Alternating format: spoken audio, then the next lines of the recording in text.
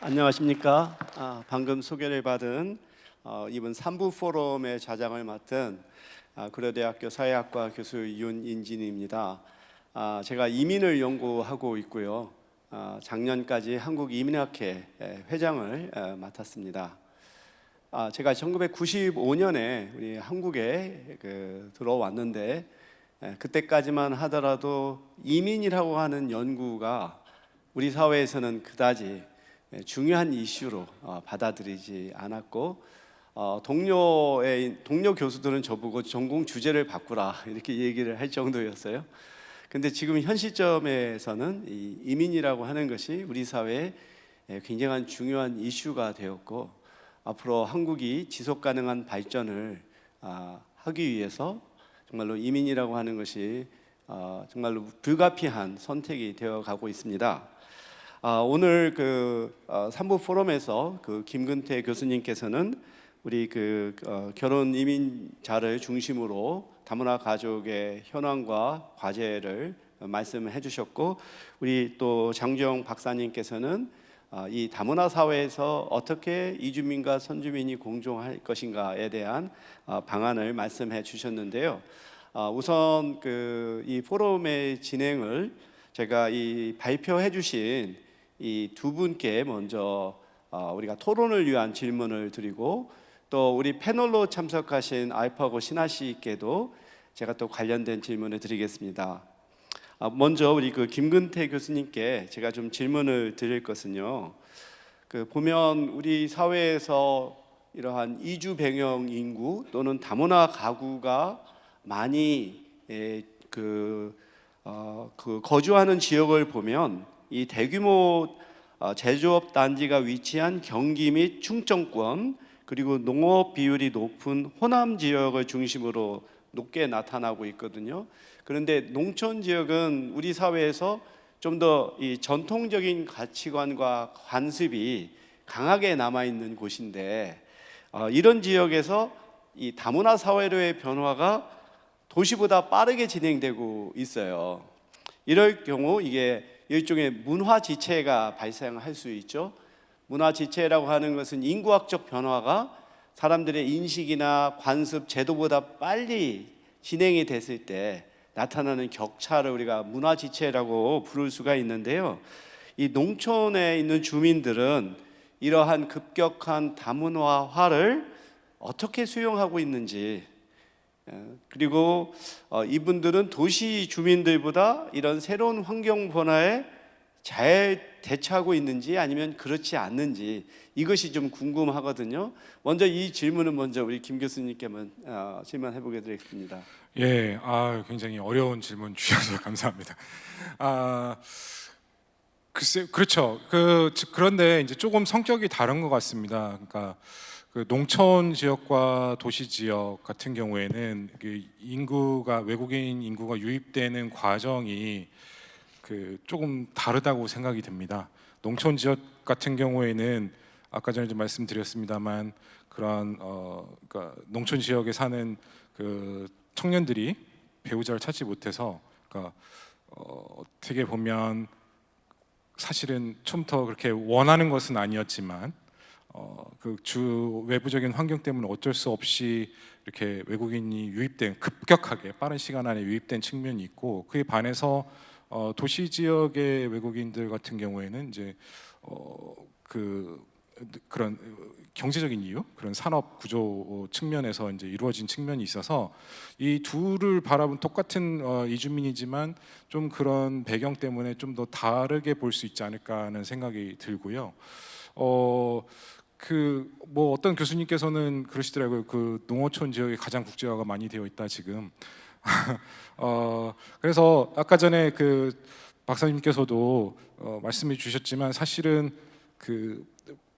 많이 접촉하면 할수록 그에 대한 긍정적인 이미지 그리고 인식이 좋아진다고 저는 생각하거든요. 일명 말하는 컨택 티어리인데, 따라서 농촌 지역 같은 경우에는 급격하게 들어왔지만 많은 이제 일상생활에서 결혼 이주민들과 이제 접촉하는 과정이 있어서 오히려 더 좀 더 긍정적인 인식을 가질 수 있지 않을까. 그에 반해서 그 도심 지역 같은 경우에는 일단 노동자로서 들어온 측면, 그 다음에 아까 전에 박사님께서도 잘 하셨지만 같은 공간에 있어도 그 동선이 겹치지 않는, 그 분리되어 있는, 보이지 않는 벽이 존재하는 것 같고요. 그래서 오히려 저는 농촌 지역이 오히려 더 좀 외국인 유입에 대해서 좀 긍정적인 생각을 가질 가능성이 있지 않을까, 그런 생각을 조심스럽게 해보고요. 도농 간의 차이는 제 생각에는 궁극적으로는 이제 해소가 되겠지만 지금 현재로서는 그렇게 어떤 큰 중요성을 가지는 것은 아니지 않을까, 그런 생각을 해봤습니다. 네, 감사합니다. 네.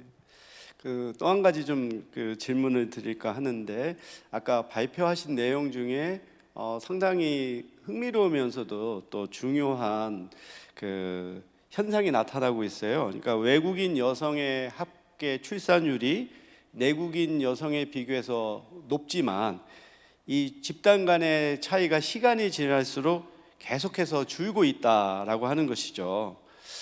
그렇다고 하면 우리는 이렇게 그 국제 결혼이 또는 국제 결혼 이주 여성들이 들어와서 좀 더 출산율을 높일 것으로 이제 기대를 했는데, 만약에 이러한 그 패턴이 제가 볼 때 가면 갈수록 더 내국인과 이러한 그 외국인 여성 간의 차이가 더 줄어들 것으로 예측이 돼요. 그렇다고 한다면 이 국제 결혼이 어떤 저출산이나 인구 감소를 해결하는 데는 그렇게 큰 도움이 되지 않지 않을까 하는 생각을 하고, 그렇다고 한다면 우리가 이 국제 결혼을 또 바라보는 시각도 바뀌어야 되지 않을까 하는 생각을 하게 되는데요. 우리 김 교수님의 생각은 어떠신지요? 네, 이 부분은 조금 민감한 부분입니다. 사실은 제가 시간 관계상 오늘 말씀을 안 드렸는데, 제가 그 외국인의 그 합계 출산율 결과를 보여드렸습니다. 사실 합계 출산율 말고 완결 출산율이라는 게 있습니다. 완결 출산율은 45세, 그러니까 가임기가 끝났을 때 평균 여성들이 낳은 자녀를 평균을 내는 겁니다. 그걸 보게 되면 오히려 내국인 여성들이 외국인 여성보다 더 높습니다. 완결 출산율은. 합계 출산율은 외국인 여성이 내국인 여성보다 높은데요, 현재까지도. 그 이유는 이게 두 개의 그 측정치가 다르기 때문입니다. 합계 출산율은 속도의 개념이 들어가 있습니다. 그걸 어떻게 이해하면 되냐면 이솝 우화에 나오는 토끼와 거북이를 생각하시면 됩니다. 토끼는 그 외국인 여성이면 거북이는 한국인 여성이라고 생각하시면 돼요. 그러니까 빠르게 처음에 외국인 여성들이 한 명의 자녀를 낳고 그 다음에 이제 그만두시는 거죠. 근데 내국인 여성은 늦게 시작하지만 꾸준히 낳게 돼서 나중에 이제 종착점에 오게 되면 한국인 여성이 더 많이 낳는 것으로 현재까지는 그렇습니다. 그래서 사실 솔직히 말씀드리면 저는 그 부분에 대해서는 출산율을 올리기 위해서 그 혼인 이주를 더 많이 받아들여야 된다, 이런 부분에서 좀 회의적이었는데 사실 최근에 좀 생각이 바뀌었습니다. 그 부분이 바로 우리가 지금 생각해야 되는 부분인 것 같습니다. 뭐냐면 그 지금 패턴을 보게 되면 제가 말씀드렸지만 외국인 여성들이 한국에 들어오셔서 한 명 아니면 두 명을 낳고 이제 그만두시는 거죠. 그만두시고 이분들이 무엇을 하는가? 다른 일자리를 찾거나 그럴 수도 있다는 가능성입니다. 다 그렇다는 것이 아니라 그런 패턴이 아니라, 그러니까 이분들이 한 명의 한국인으로서 한국 사회에서 주도적으로 살아갈 수 있는 환경을 우리가 만들어주면 이분들이 자연스럽게 출산율도 올라갈 수 있지 않을까 하는 생각을 해봤고요. 그렇습니다. 현재까지는 그런 패턴입니다. 현재까지는 그렇지만 앞으로 우리가 좀 더 정책적인 그런 어떤 자원 투입이나 그런 개입이 많이 필요한 지점이 아닐까, 그래서 저희에게 많은 생각할 거리를 주는 지점이 아닐까, 그런 생각을 합니다. 네.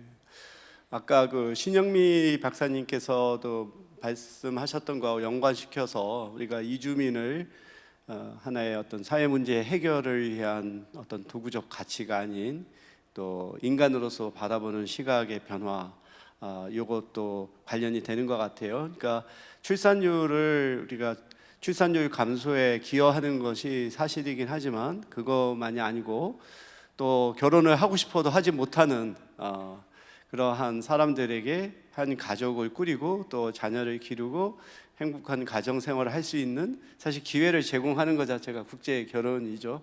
이게 반드시 우리 한국인 남성만이 아니라 한국인 여성에게도 해당되는 것일 수가 있겠고요. 그 다음으로는 우리 그 장주영 박사님께 한번 질문을 드려볼까 합니다. 그 국민통합위원회에 그 이주민과의 동행 특위가 있는데 거기에서 이제 조사를 했어요. 근데 이 조사가 상당히 의미가 있는 결과가 많이 나와 있는데 이 자료를 공개를 하지 않더라고요. 그래서 아마 그 신문에 게재된 내용을 중심으로 발표를 하셨어요. 그래서 거기에서 보면 우선 이주민 인구를 늘려야 한다는 비율이 응답자 비율이 42%고 그리고 또 외국인에게도 한국인과 같은 동일한 사회복지 혜택을 주어야 된다는 비율이 한 68% 거의 70%에 달할 만큼 그래서 상당히 그래도 많은 국민이 외국인에 대해서 좀 더 관용적인 태도와 자세를 갖고 있는 것으로 보여요. 그런데 또 우리가 어떤 신문 기사나 또는 신문 칼럼 중에 우리가 좀 더 이민 정책을 해야 한다, 또 외국인을 우리가 포용해야 한다라고 하는 내용의 칼럼이나 기사에 달린 댓글을 보면 굉장히 아주 과격하고 공격적이고 상당히 그런 아주 무서운 내용들이 많이 담겨 있어요. 저는 아예 댓글을 보지 않습니다. 아예 보지를 않으니까. 그렇지만 뭐 주위 사람들이 제가 어떤 칼럼이라든지 인터뷰한 내용에 달린 댓글을 보고 조심해라 이런 얘기를 해요. 그렇게 보면은 굉장한 격차를 느껴요. 그러니까 일반 국민의 상당수는 좀 더 우리가 이민 사회, 이민 국가로 가야 된다. 그리고 외국인과 공존해야 한다는 생각을 갖는데 미디어에 나타난 이런 이러한 네티즌들의 의견은 굉장히 배타적이고 공격적인데 우리가 이러한 차이를 어떻게 이해를 해야 할지 그리고 우리가 정말로 적극적인 이민 정책을 하는데 사회적 합의가 아직 부족하다라고 하는 얘기가 많은데 그런 것에 대해서는 우리 정 박사님은 어떤 생각을 갖고 계신지요? 네, 먼저 저는 사실 이제 저희 연구원에서 국민들의 인식과 태도에 대한 연구를 주로 많이 진행을 하고 있습니다. 해보면 항상 언론에 나왔던 것보다는 결과가 굉장히 이주민 친화적으로 나오는 경향이 있어요. 저희가 이제 집단을 잘못 표집하지 않게 하기 위해서 인구 구조적인 측면이라거나 교육 수준이라거나 이런 거를 모두 고려를 해서 다른 조사들보다 더 엄격하게 함에도 불구하고 이런 결과가 나오는 일이 많은데 사실 언론에서 인용하는 다른 조사라거나 또는 조사의 경우에는 뭐 정치적인 견해라거나 이런 다른 토픽들과 함께 질문하는 경우들이 좀 많고 그 외의 기사의 내용에도 반대하는 목소리들을 굉장히 많이 쓰세요. 뭐 국민청원의 경우에도 그러했습니다만 그래서 근본적으로 사실 반대하는 분들은 이 문제를 너무나 치명적이라고 보시기 때문에 큰 목소리를 내시지만 찬성을 하시거나 또는 대다수를 차지할 수 있는 특별한 의견이 없는 분들의 경우에는 별로 목소리를 내주지 않으십니다. 사실 이 댓글의 경우에도 아주 강한 의견을 가지신 분들이 로그인하는 시간을 들여가시면서 쓰시는 거죠. 그렇지 않은 국민들의 일반적인 의견은 어떤가에 대해 저희가 늘 이런 조사를 하는데 사실 언론에 큰 관심을 받지 못하고 있습니다. 그렇지만 언론에서 이런 반대 의견이 대세다라는 말씀을 많이 해주시면 굉장히 위험한 것이 해외 연구들에서도 많이 나옵니다만 이 이민에 대해서 아직 견해를 형성하지 않은 중도층의 경우에는 가장 먼저 접한 정보를 사실이라고 믿고 의견을 형성하는 경향이 있습니다. 그렇기 때문에 이렇게 한번 형성된 견해는 정확한 정보를 주더라도 교정이 되지 않는 경우가 많고 한국처럼 어떤 집단의 의견이 아주 중요한 문화권에서는 언론에 나오는 이야기가 사람들이 다 이런 식으로 생각하네? 그러면 이게 사실인가 보다라고 믿게 되는 경향도 있기 때문에 더욱더 조심스럽게 다양한 의견이 존재할 수 있음에 대해서 어떤 언론이나 미디어에서 드러내 주시는 것이 매우 중요하다고 봅니다. 이 이민 정책이나 통합에 있어서 사회적 합의라는 것은 사실 저희가 국민 투표를 한다고 해도 역사적으로 국민 투표율이 뭐 한 절반 정도밖에 되지 않는 상황에서 이러한 모든 안건에 대해서 사회적 합의를 전 국민이 찬성할 때까지 연기할 것인가? 라고 하기에는 저희에게 지금 닥친 현실이 너무나 급박하죠. 이미 살고 있는 이주민들이 있고 이주민들이 필요하다는 사회 현상이 있는데 실제로 이런 조사 결과들이 나옴에도 불구하고 여전히 반대하는 사람들이 있으니 합의가 되지 않았다라고 하는 것은 솔직히 말씀드리자면 어떤 사회의 분위기를 이끌어 주셔야 되는 정책 기반가들께서 조금 더 위험 부담을 지셔야 하는 문제가 아닌가라고 생각합니다. 해외에서는 실제로 정부가 어떤 기조를 보여주는가에 따라서 이주민에 대한 태도가 형성된다는 연구 결과도 많이 있기 때문에 지금처럼 이주민에 대해서 조금 더 친화적인 사회적 분위기가 형성되고 있는 이 시점에서 조금 더 이주민 친화적인 정책을 설계해 주신다면은 사회적 합의가 조금 더 빨리 이루어질 수 있지 않을까 생각합니다. 네, 감사하고요. 또 한 가지 질문을 드려볼게요. 그 이주민과의 동행을 위한 사회 통합 방안으로 우리 그 장 박사님은 상당히 문학적인 표현으로 자세히 볼 기회와 환경의 제공, 오래 볼 시간의 제공, 서로를 알아가려는 마음의 준비를 제안을 했는데요. 이 사회 심리학에서 이 편견이나 고정관념을 우리가 감수하는 방안으로 많이 활용하는 것이 접촉가설이 있어요. 이 접촉가설에 따르면 그 지속적으로 접촉하고 동등한 지위를 가지면서 공통의 상위 목표를 우리가 추진할 때 이러한 조건들이 갖춰진 상황에서 접촉을 늘리면 편견과 고정관념이 감소한다는 거거든요.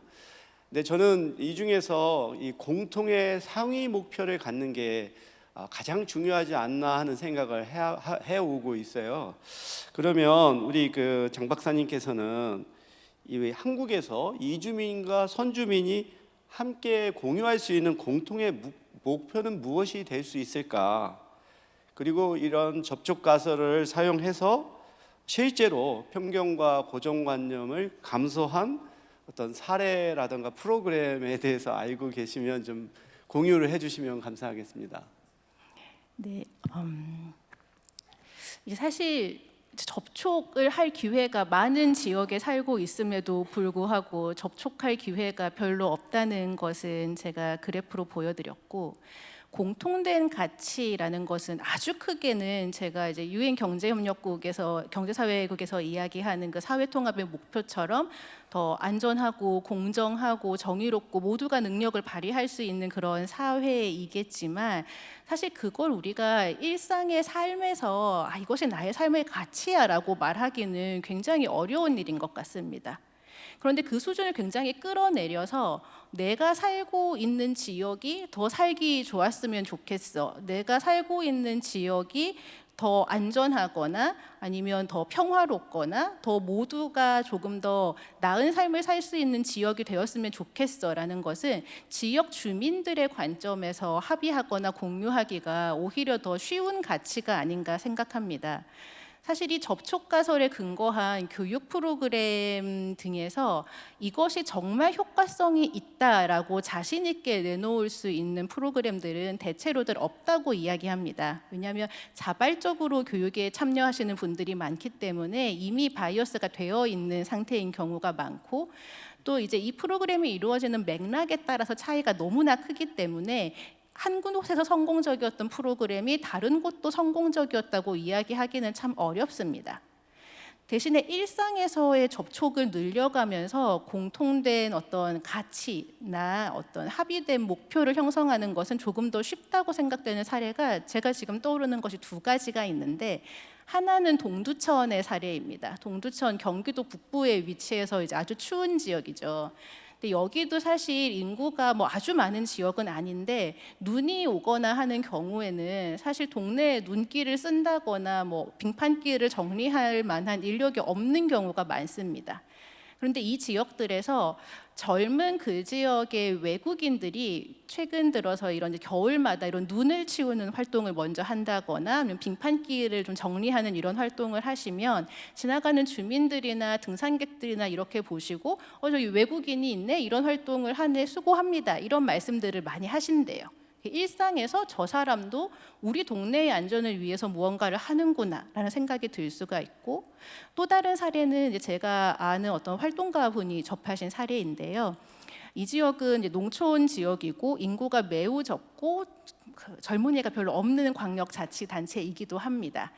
그런데 이제 여기에 택시기사 한 분이 외국인 청년 2명을 데리고 찾아오셨대요. 그 이주민 관련 센터에서 뭔가 이제 서류와 관련을 해서 처리해야 할 것이 있는데 어디 있는지 몰라서 내가 데리고 왔다라고 말씀을 하시는데, 이 서류 작업이 시간이 아주 오래 걸리는 일이어서 센터 담당자님께서 시간이 너무 오래 걸릴 것 같아서 죄송하다, 이제 기사님 뭐 다른 데를 가시거나 뭐 이렇게 하시는 게 어떻겠습니까? 라고 말씀을 드렸더니 이 택시 기사분께서 무슨 말이냐, 이 사람들은 우리 동네에 둘밖에 없는 청년이다. 내가 우리 동네 청년들을 데리고 와서 내가 도와줄 수 있고 이렇게 구경도 시켜줄 수 있고 소개도 하고 들어갈 생각인데 당연히 기다려야지라고 말씀을 하셔서 알아봤더니 이 두 이주민 청년이 그 지역에서 아주 작은 규모로 농사를 지으시는 노인분들이 계시는데요. 너무 적은 규모이고 소득이 낮아서 처음에 씨를 뿌려서 농사를 지으시더라도 수확을 할 수 있는 인력을 고용할 수가 없는 분들이 많다고 합니다. 그러면 이 이주민 노동자분들이 일을 쉬는 날에 자원봉사로 거기에 가서 수확을 그냥 도와주신대요. 이런 식으로 같은 지역에 사는 어떤 국적을 기준이 아니라 뭐 젊은이와 또는 이제 노년층, 어르신, 아니면 내가 어떤 교통수단을 제공해 줄 수 있는 동네 어른과 같은 관계로 생활 속의 관계로 낮춰서 지역사회에서 같이 잘 살아보자라는 합의는 조금 더 쉽게 될 수 있지 않을까라는 생각이 드는 사례였습니다. 네, 감사합니다. 그러면 그 끝으로 우리 알파고 신하 시인님께 질문을 하려고 해요. 뭐 잘 아시겠지만 우리 알파고 선생은 튀르키예 출신으로 우리 한국인으로 귀화를 했고 튀르키예뿐만 아니라 중동, 이스라엘에 대해서 아주 전문가로서 활동을 하고 계세요. 제가 유튜브에서 아주 자주 보는 프로그램에 나와서 아주 친근하게 느끼는데, 제가 우리 알파고 선생님께 질문을 드릴까 해요. 한국에서 오랫동안 사시면서 이 외국인과 이주민에 대한 한국인의 인식이 변하는 것을 느끼시는지요? 만약에 인식이 변화가 있다면 그 원인은 무엇이라고 생각하시는지요? 그리고 앞으로 한국이 선진국으로 발전하기 위해 정부와 시민사회 그리고 일반인들이 해야 할 일들은 무엇이라고 생각하시는지요? 제가 한국에 2004년에 왔을 때는 이제 교수님의 발표 자료에서 보셨다시피 외국인들의 숫자는 그때는 몇십만 명 정도였죠. 50만 명은 넘지는 않았어요. 그때 그냥 한국 사람이 한국말에 인사를 걸 때는 예 정도만 답변이 나와도 한국말 너무 잘한다 이 정도로 반응을 나왔을 수준인데, 지금은 한국말 잘한다고 하더라도 사자성어를 안 쓰면 요즘 약간 눈높이가 올라갔거든요. 저는 그 이유의 차이점은 뭐냐고 물어보시냐면, 이제 밑에서 새로운 세대가 나오고 있잖아요. 이제 새로운 한국 아이들이 출산하고 태어나고, 근데 그 아이들은 우리의 이제 그 이전 세대와 다르게 이제 세대별로 한국인들의 드라마가 있어요. 예를 들면 제일 나이가 많으신 분들은 뭐 80, 70 90세대의 한국 분들은 이제 일제 감정기나 아니면 민족 분단을 겪었던 분들이시고, 그 다음 세대는 이제 군사 정권들을 이제 겪었던 분이시고, 그 다음 세대는 이제 열심히 해서 경제 성장을 했는데 뭐야 이 경제 위기. 다들 자기의 나름대로 이렇게 드라마들이 있었는데, 근데 마지막으로 나왔던 이 세대 드라마가 없어요. 그냥 이분들은 태어났는데 뭐야 뭐 미국, 일본, 영국이란 우리는 똑같은 거 아니야? 그래서 다른 이렇게 선진국에 대해서 전혀 좀 약간 적절한 단어를 쓰고 싶은데 밀릴 느낌은 안 느껴요. 그러다 보니까 외국인을 보면 당연히 한국말 잘하는 거 아니야라는 기분. 왜냐하면 뭐 영국에서 살고 있는 외국인들도 다 영어를 잘하는데 그럼 우리나라에 와 있는 외국인들도 한국말 잘해야 되는 거 아니야라는 그 이전 세대들과 다른 생각이 있다 보니까 이 제일 밑에 있는 이 세대는 위에다가 보이지 않는 영향을 미치고 있는 것 같아요. 왜냐하면 이 아이들은 대학교 시절 때 아니면 고등학교 때 아니면 대학원 때는 해외에 나가서 이제 유학을 하고 오는데 외국은 이러니까 우리도 이렇게 돼야 되는 거 아니냐라고 그런 분위기가 있고, 그리고 이 사람들은 지금 그 자본주의 시장에서는 제일 활발한 소비자 계층이고 자본주의 시장에서도 사람들이 제일 활발한 계층에다가 조금 더 상품을 맞춰줘야 되니까 좀 약간 이런 분위기가 생기지 않을까 싶어요. 근데 결론적으로 문제가 뭐냐면 외국인에 대한 시선보다는 이주민에 대한 시선보다는 이주민의 배경에 따라 좀 약간 시선이 다르더라고요. 저는 그나마 이제 방송에 나와서 이제 사람들 저를 알긴 하는데 제 부인이 텔레비에 나온 적이 없어요. 일부러 텔레비에 안 나와요. 그래서 이제 어디냐 가면 남편이 누구냐라고 했을 때는 튀르키예 사람 하면 사람들이 알파고 생각 안 나겠죠. 왜냐면 얼굴이 안 나오니까.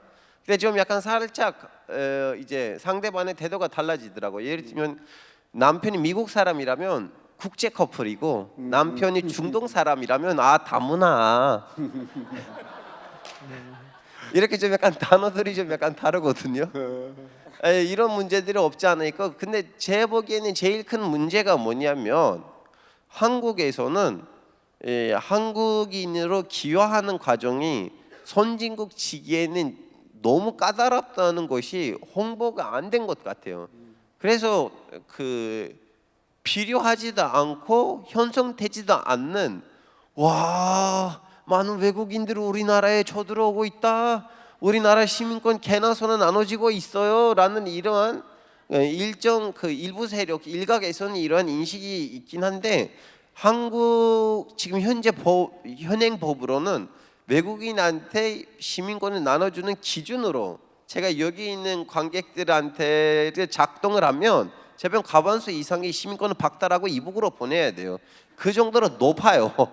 그래서 누구나 쉽게 한국인이 되지 못한다는 것이 좀 약간 방송을 통해서 정치인들을 통해서 언론을 통해서 좀 약간 충분히 국민들한테 납득이 됐었으면 좋겠어요. 왜냐하면 쓸데없는 필요하지도 않는 좀 약간 반이주민 그 감정이 형성되거든요. 이미 그 뭐라고 해야 되나 이 법을 그동안 개정을 하면서 만들었던 사람들이 유럽이나 아니면 다른 나라들에서 있었던 그 이주민발 사회 문제들을 보고 거기에 맞게 이 법들을 만들었는데 쓸데없이 이렇게 난리를 치면서 문제를 역효과를 일으킬 필요가 없다고 보거든요. 저는 이런 입장입니다. 네, 우리 플로어에서도 질문을 받아야 되는데 지금 현재 제가 갖고 있는 이 패드에 지금 이게 질문이 올라오지를 않아서 좀 이 문제를 해결해 주시거나 지금 또 시간이 좀 부족해서 우리가 플로어로부터의 질문에 대한 답변을 할 수 있을지 좀 모르겠습니다. 또 한 가지 좀 우리 알파고 선생님께 좀 질문할게요. 이 튀르키예는 아주 오래전부터 다민족 다문화 국가였고요. 그런데 현재 튀르키예는 이 문화적 다양성을 얼마나 잘 관리하고 또 사회 발전의 자원으로 활용하고 있다고 생각하시나요?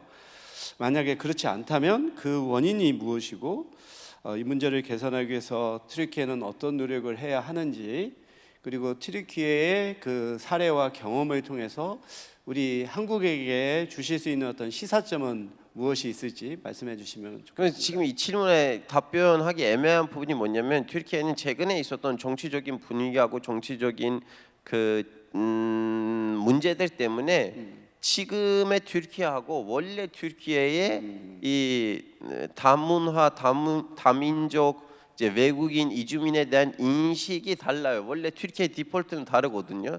왜냐하면 튀르키예는 이제 아시다시피 민족들이 이렇게 이주하고 갔다 왔다 하는 그러한 좀 약간 호남에서 지방에 내려갈 때 사람들이 들리는 휴게소 같은 땅이에요.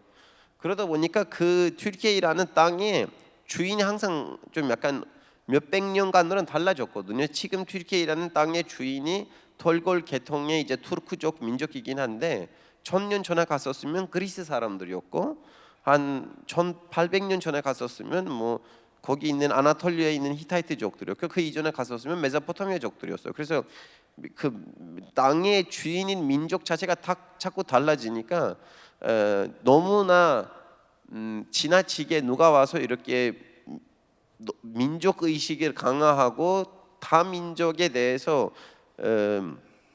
배타적인 것을 하게 되면 거기서 밀리게 돼요. 그러다 보니까 제가 튀르키예에 있을 때는 그냥 튀르키예 말을 잘하고 이 땅에서 태어났던 사람은 튀르키예 사람을 보고 넘어가요. 그러다 보니까 튀르키예 가보시면 뭐 흑인 튀르키예 사람들도 있어요. 오스만 제국 시대 때 남았던 흑인 분들. 왜냐하면 예전에는 오스만 제국이 아프리카까지 다스리고 있었기 때문에. 그리고 오스만 제국 말기까지만 해도 아직도 중앙아시아에서 사람들이 이주하고 있었어요. 위구르족들이나 카자흐족들. 그러다 보니까 이제 동양인 같이 생기는 튀르키예 사람들도 아직 있고, 그리고 자기네 민족성을 유지하는 튀르키예 사람들도 있어서 예를 들면 국적은 튀르키예 사람인데 그리스 사람들도 있고 유태인들도 있고 아르메니아 사람들도 있어요.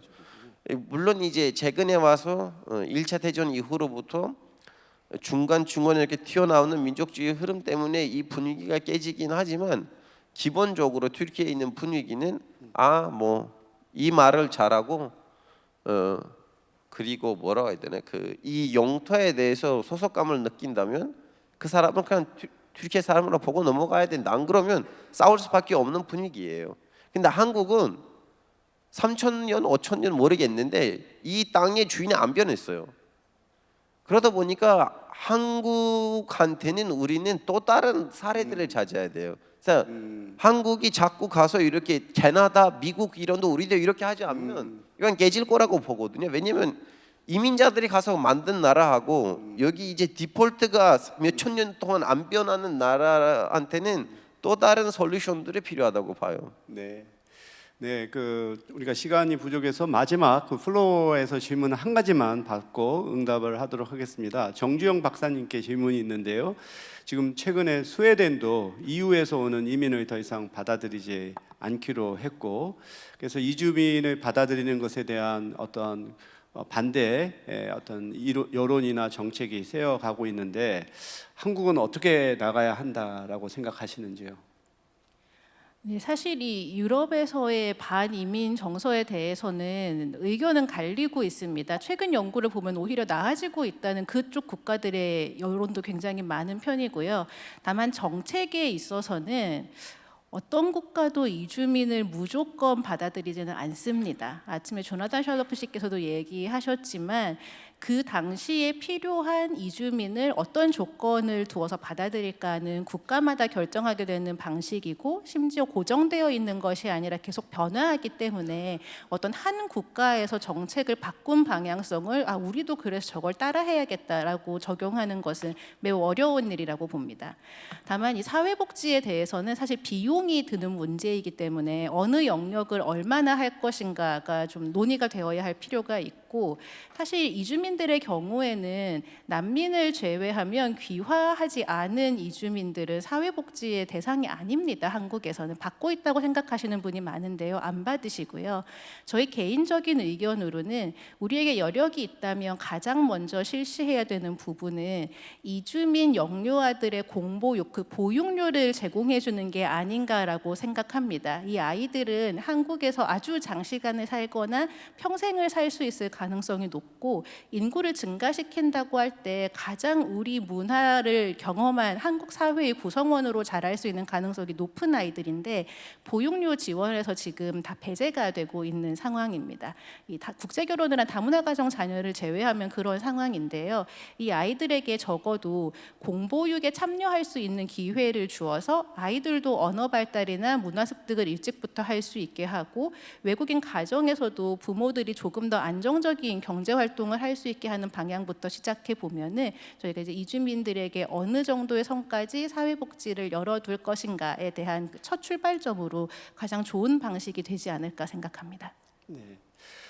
그러면 좀 다음과 같은 말씀으로 우리 3부 포럼을 마칠까 합니다. 제가 사회학을 공부하면서 깨닫게 된 것은 어떤 사회의 변화 또는 어떤 정책적인 변화에 있어서 가장 중요하고 근본적인 것은 사람들의 인식의 변화입니다. 그러니까 세상의 모든 것이 어떤 객관적인 조건이 있어도 결국은 사람들이 그걸 어떻게 생각하느냐에 따라 우리가 어떻게 행동할 것인가가 결정이 되거든요. 결과적으로 이제 한국은 이 글로벌한 개방 사회로 갈 수밖에 없고, 이런 상황에서 이주민을 받아들일 수밖에 없고, 또 이주민이 우리 사회에 생산적이고 또 책임 있는 구성원이 되어가는 것은 우리 한국 사회가 발전하는 데 있어서 저는 꼭 필요한 일이라고 생각을 해요. 근데 이와 같은 인식이 사실 바뀌기가 굉장히 어렵죠. 근데 사람에 따라서는 스스로 깨달아서 하는 것도 있겠지만, 많은 사람의 경우에서는 외부로부터 어떤 새로운 정보와 지식이 전달이 되어야 인식이 변화가 생긴다고 생각합니다. 그런 면에서 오늘 우리 2023 대한민국 인구 포럼을 통해서 우리가 얻게 된 새로운 정보, 지식 또는 관점, 이런 것들이 결국은 앞으로 우리가 맞이할 미래의 대한민국을 어떠한 나라로 만들어 갈 것인가에 저는 아주 귀중하게 쓰여질 그러한 그 좋은 기회가 아니었나 생각을 합니다. 그럼 이것으로서 아주 유익한 발표와 또 토론을 해주신 김근태 교수님, 장조영 박사님, 그리고 알파고 신하실께 박수를 드리면서 마치겠습니다. 감사합니다.